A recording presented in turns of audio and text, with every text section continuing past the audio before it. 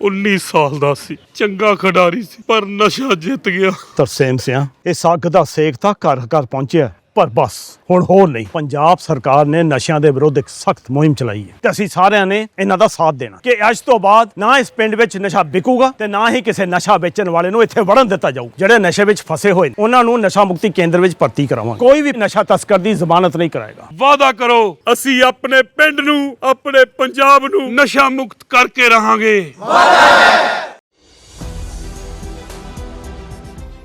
CGI Khanna पर लगातार दबाव बनाने वाली मोदी सरकार अब सुप्रीम कोर्ट के आगे गिड़गिड़ाने को मजबूर हो चुकी है। जी हां, आपको बता दें कि सीजीआई खन्ना को धमकाना, सुप्रीम कोर्ट को खरी खोटी सुनाना अब सरकार को इस कदर भारी पड़ चुका है कि खुद सीजीआई गवाई ने सामने से आकर सत्ता पक्ष में बैठी मोदी सरकार की लंका लगाकर रख दी है और कुछ ऐसा कह डाला है जिसने सरकार को ही एक्सपोज करके रख दिया है। नमस्कार, आप देखना शुरू कर चुके हैं 4 PM न्यूज नेटवर्क और मैं हूं आपके साथ प्रगति ठाकुर। खबर निकलकर सामने आई है कि खुद सीजीआई गवाई ने कुर्सी की आड़ में तानाशाही चलाने वालों पर शिकंजा कसने का मन बना लिया है और सत्ताधारियों को उनकी औकात दिखाई है, जिसके बाद बवाल काफी ज्यादा बढ़ गया है। क्योंकि सीजीआई गवाई ने अचानक से जिस तरह से कुर्सी और सत्ता को लेकर बयान दिया है, उससे ये साफ समझ में आ रहा है कि सीजीआई गवाई ने अपने इस बयान के जरिए सत्ताधारियों को निशाने पर ले लिया है। आप ये खबर देखिए आज तक की, इसमें लिखा भी है, कुर्सी सिर पर चढ़ जाए तो ना इंसाफ बचेगा ना सेवा, बस पाप होगा, बोले सीजीआई BR गवाई। तो लगातार भरे मंच से संविधान का अपमान करने वालों को औकात दिखाने वाले सीजीआई गवाई ने एक बार फिर कुर्सी का गलत इस्तेमाल करने वालों की भी लंका लगाकर रख दी है और ये साफ कह दिया है कि अगर कुर्सी सिर पर चढ़ जाएगी तो इंसाफ होगा ही नहीं और ना ही सेवा हो पाएगी, बस होगा तो क्या, वो पाप है।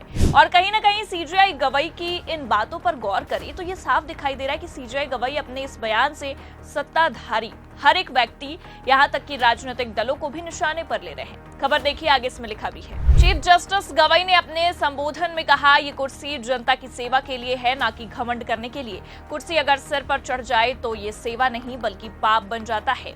और उनका ये बयान न्यायपालिका और प्रशासनिक पदों पर बैठे हर व्यक्ति के लिए एक चेतावनी की तरह था। भूषण गवाई ने सिर्फ प्रशासनिक अफसरों को ही नहीं बल्कि न्यायाधीशों और वकीलों को भी उनके व्यवहार के लिए खरी खरी सुनाई है। उन्होंने कहा, न्यायाधीशों को, वकीलों को सम्मान देना चाहिए। ये अदालत वकील और न्यायाधीश दोनों की है।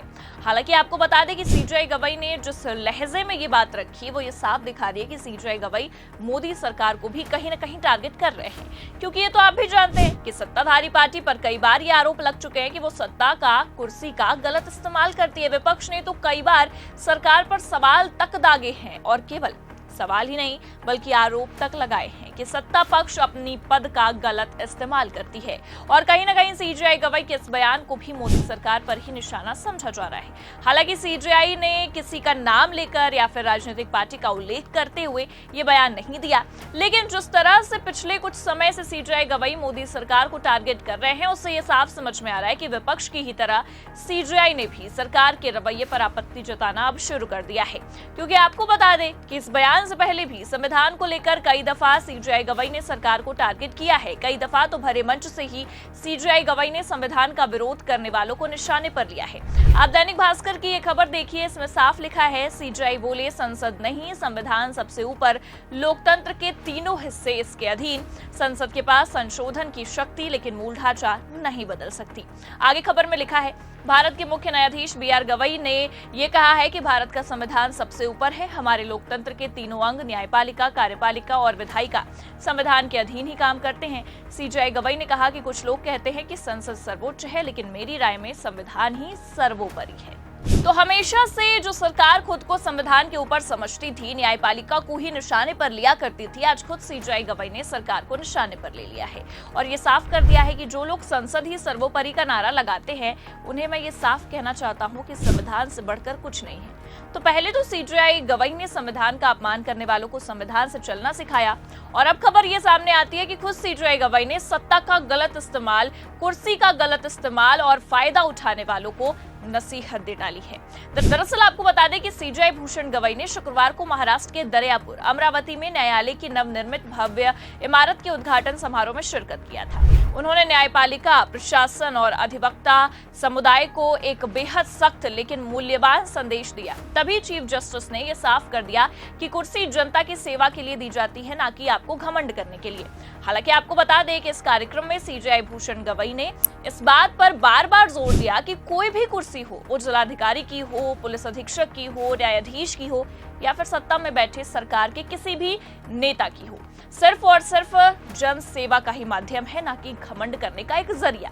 उन्होंने दो टूक में कहा कि कुर्सी सिर में घुस गई है तो न्याय का मोल खत्म हो जाएगा। ये कुर्सी सम्मान की है, इसे घमंड से अपमानित ना करें। हालांकि ये तो तय है कि सीजेआई गवई ने जो दो टूक अमरावती में कही है, उसकी गूंज दिल्ली दरबार तक जरूर पहुंच चुकी होगी, क्योंकि आज से नहीं बल्कि पदभार संभालने के बाद से ही लगातार सीजेआई गवई सरकार को निशाने पर ले रहे हैं। और इतना ही नहीं बल्कि आपको बता दें कि कई दफा तो सीजेआई ने सरकार के ऑफर तक को ठुकराया है, क्योंकि ये तो आप भी जानते हैं कि रिटायरमेंट के बाद ऐसे कई जज रहे हैं जिन्हें सरकार का संरक्षण मिला है और फिर वो राजनीति में आ गए हैं, जिसके बाद से उनके द्वारा लिए गए कई फैसलों पर सवाल भी खड़े हुए हैं।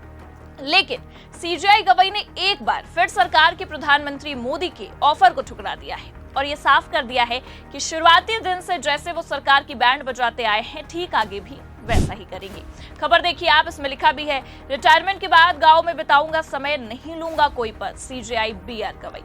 तो ये कोई पहली बार नहीं है जब सीजेआई ने इस तरह का बयान दिया है। इससे पहले भी कई दफा सीजेआई गवई ने राजनीति में एंट्री लेने से साफ साफ इनकार कर दिया था। लेकिन इस बार उनका ये बयान इसलिए खास है क्योंकि अगर खबरों की माने तो मुख्य न्यायाधीश बीआर गवई इस साल नवंबर में रिटायर हो जाएंगे और अपने रिटायरमेंट से ठीक पहले कभी भी वो सरकार के रवैये पर सवाल उठाते आपको नजर आ सकते हैं, तो कभी सरकार के ऑफर को भी ठुकराते हुए दिख जाते हैं, जो ये साफ दिखाता है कि सीजेआई गवई ने सरकार के खिलाफ अब मोर्चा संभाल लिया है। हालांकि आपको बता दें कि सीजेआई बीआर गवई महाराष्ट्र के अमरावती जिले में अपने पैतृक गांव दरियापुर में आयोजित अभिनंदन समारोह को संबोधित कर रहे थे, तभी उन्होंने अपने इस बात को दोहराया। इससे पहले भी देश तो आप छोड़ ही दीजिए, विदेशों में भी सीजेआई गवई ने इस बात पर जोर दिया है कि वो रिटायरमेंट के बाद सरकार द्वारा ऑफर किए गए किसी भी पद को नहीं लेंगे बल्कि उसे ठुकरा देंगे। और एक बार ठीक उन्होंने ठीक वैसे ही बातें रखी हैं और ये साफ कह दिया है कि मैंने निर्णय लिया है कि सेवानिवृत्ति के बाद मैं कोई सरकारी पद स्वीकार नहीं करूंगा। सेवानिवृत्ति के बाद मुझे अधिक समय मिलेगा, इसलिए मैं दरियापुर, अमरावती और फिर नागपुर में अधिक समय बिताने का प्रयास करूंगा। इससे पहले भी उन्होंने ये साफ कहा था कि सीजेआई के पद पर रहने के बाद अगर कोई व्यक्ति बाहर की कोई जिम्मेदारी लेता है, यानी कि राजनीतिक तौर पर कोई जिम्मेदारी लेता है, तो वो गलत है। किसी भी व्यक्ति को कोई जिम्मेदारी नहीं लेनी चाहिए। रिटायरमेंट के बाद जब सरकारी पद स्वीकार करते हैं या फिर चुनाव लड़ते हैं तो इससे गलत संदेश जाता है, लोगों का न्यायपालिका पर से ही भरोसा उठ सकता है। और अब तो सीजेआई ने यह साफ कर दिया है कि जो मोदी सरकार कुर्सी का गलत फायदा उठाकर सुप्रीम कोर्ट के साथ साथ पूर्व चीफ जस्टिस को भी अपने अधीन करने की कोशिश किया करती थी, अब सीजेआई गवई के रहते उसकी एक नहीं चलने वाली है। फिलहाल इन सब मामलों को लेकर आप क्या सोचते हैं? क्या सीजेआई गवई मोदी सरकार को निशाने पर लेते हुए सरकार की आगे भी बैंड बजाने वाले हैं? क्योंकि अभी तो नवंबर तक सीजेआई का कार्यकाल बचा है। क्या लगता है आपको, अब सरकार की उल्टी गिनती शुरू हो चुकी है? अपनी राय कमेंट करके जरूर बताइए। खबर आपको कैसी लगी, लाइक और शेयर जरूर करें। चैनल पर नए हैं तो सब्सक्राइब और ज्वाइन करना ना भूलें। देखते रहिए 4PM न्यूज नेटवर्क। नमस्कार।